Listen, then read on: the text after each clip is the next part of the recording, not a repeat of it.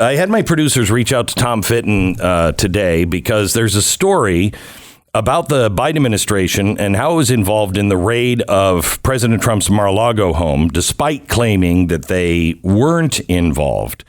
And I know that Tom will be able to give us the ins and outs of this because, as I understand it, it is much worse than them just lying to America. But I don't know if I understand it. Tom, how are you, sir? I'm doing well, Glenn. Good to be with you again. Happy Easter. Thank you. Happy Easter to you. So Tom, tell us the story of what is happening, what the FOIA documents are telling us.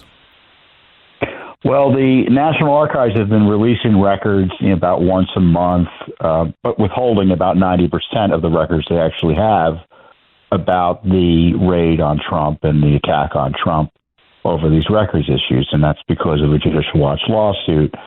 And our friends over at American First Legal was looking at these documents, too, because they had also asked for them. They hadn't sued yet, though. And I said, well, here's further confirmation that the Biden White House was instrumental in moving this case along. And the documents are further confirmation, because there have been reports on this earlier, that, the only way this whole investigation, which ultimately resulted in a raid on Trump's home, could have proceeded was with the acquiescence or intervention by the Biden White House. And specifically, there was a dispute between Trump and the National Archives and the Justice Department. Well, who had the right to review these records? And Trump said, the archives, you just can't send them over to the Justice Department without the President Trump's permission. They're his records. He has authority over them. And the Biden White House said, no, that's not correct. We're going to order their release.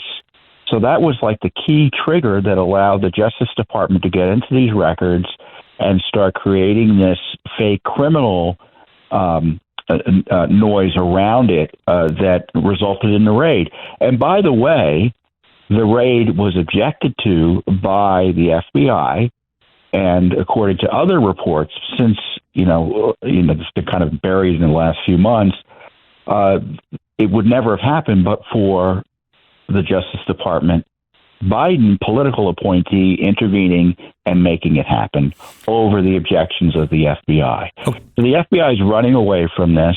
We have further confirmation that the Biden White House was instrumental in key parts of this investigation to keep it going against Trump. And what does this all mean? We're all looking into New York as, oh, that's a terrible, abusive, harassing prosecution of Trump. Well, it's going on down here because there's a special counsel who's trying to jail Trump, or thinking of ways to try to jail Trump, based on this whole mess that I'm talking about. Okay, so the archives, I guess, asked for a special access request, or was that the DOJ? And what is a special access request for the White House? They needed records. They needed to access the records of Trump, and they call it a special access request. And that's not supposed to happen unless it is directly related to something in the White House daily agenda or something like that, right? Yes, but, in the end, though, it's the president who gets to make the decision, because they're seen as presidential records, and the current president, under the current rules that were changed, by the way, by Obama, if I recall correctly, he has ultimate authority as to decide whether the White House, quote, needs to see them, or in this case, his Justice Department needs to see them. So that's the argument they're going to use to push back. We had reason to believe there were records there that were classified and were at his home and shouldn't have been, and we need to figure out what went on. And so that's the debate. But, they would tell you this was all just, civil servants just doing their due diligence. No, they needed the intervention of the Biden White House to escalate this unprecedented dispute in a way that brought in criminal investigators. Well, they said at the time that Joe Biden found out when the rest of America found out. I mean, they have lied about this over and over again. If it was no big deal and they really were concerned, why didn't they say, yeah, it was a special request because we thought there was something damaging in there? Yeah, and of course his White House counsel would have had to approve this, or his top folks in the White House.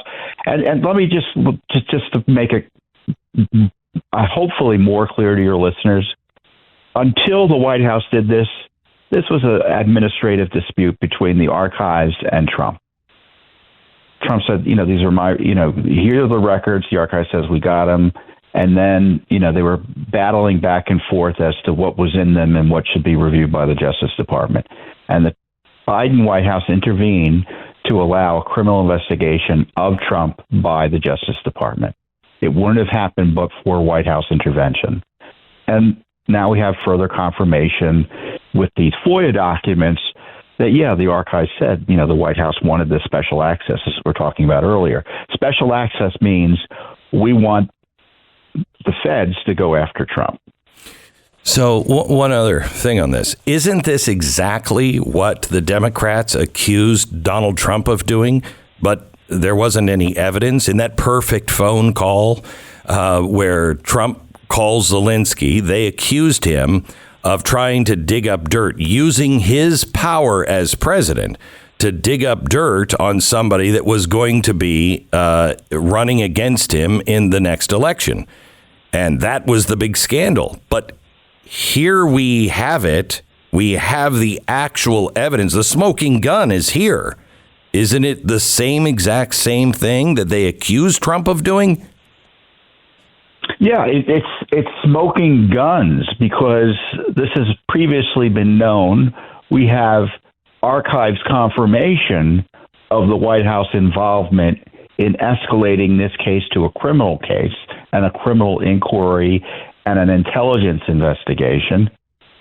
It's rather extraordinary. I mean, has this ever happened with any other presidents in the past? No, of course not, because, as Judicial Watch found, to its chagrin, 10 years ago when we asked for Clinton's sock drawer tapes that Clinton was keeping in his sock drawer of his presidential activities, everyone just deferred to the former president.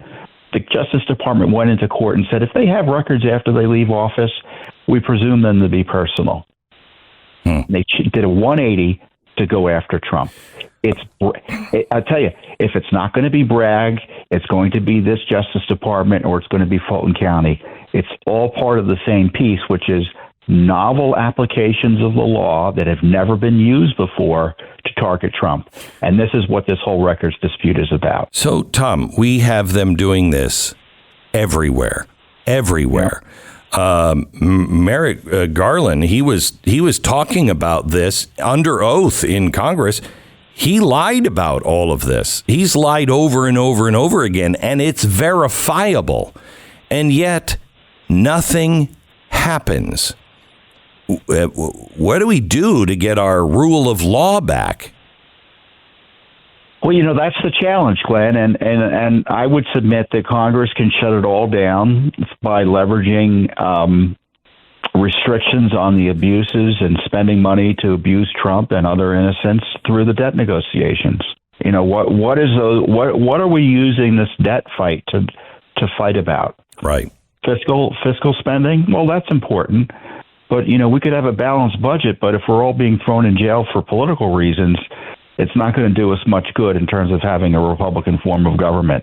To me, there's urgency in shutting down this politicization, this turning our Justice Department and justice system into the American equivalent of the KGB. We can't have it.